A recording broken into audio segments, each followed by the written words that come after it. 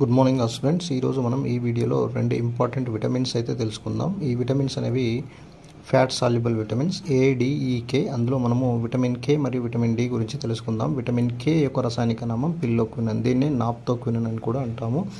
రక్తాన్ని గడ్డకట్టించే విటమిన్. సాధారణంగా రక్తం 3 నుంచి 6 నిమిషాల్లో రక్తం గడ్డకట్టుతుంది.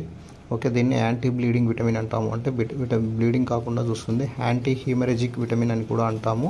ఇది ఆకుకూరలు, కాలేయం, గుడ్డు, ఆవు పాలు మరియు పెద్ద పేగుల్లోని ఈ కోలై అనేది ఈ విటమిన్ Kని సింథసైజ్ చేస్తుంది. Next vitamin D. Vitamin D యొక్క రసాయనిక నామం కాల్సిఫెరాల్. దీన్నే మనము సన్షైన్ విటమిన్ లేదా యాంటీ రికెటిక్ విటమిన్ అని అంటాము. దీన్నే ఫ్రీ విటమిన్ అంటాము. ఎందుకంటే ఫ్రీగా మనకు సూర్యకాంతి ద్వారా లభిస్తుంది కాబట్టి దీన్ని ఫ్రీ విటమిన్ అనడం జరుగుతుంది.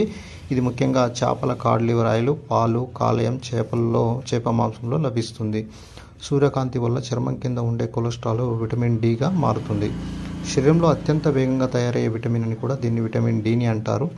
ఆహారం ద్వారా లభించిన కాల్షియం మరియు ఫాస్ఫేట్లను ఎముకల్లోకి పంపించి మరియు దంతాల్లోకి పంపించి గట్టిగా ఉంచడంలో తోడ్పడేది ఏంటంటే కాల్సిఫెరాల్. ఇది పారాథార్మోన్ లెక్క పనిచేస్తుంది కాబట్టి దీన్ని పారాథార్మోన్తో పోల్చవచ్చును.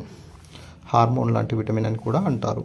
లోపం వల్ల కలిగే వ్యాధులు చూసినట్టయితే చిన్నపిల్లల్లో రికెట్స్ వ్యాధి కలుగుతుంది. ముఖ్యంగా 2 నెలల నుంచి 2 సంవత్సరాల మధ్య ఉన్నటువంటి పిల్లల్లో ఎముకలు వంగుతాయి.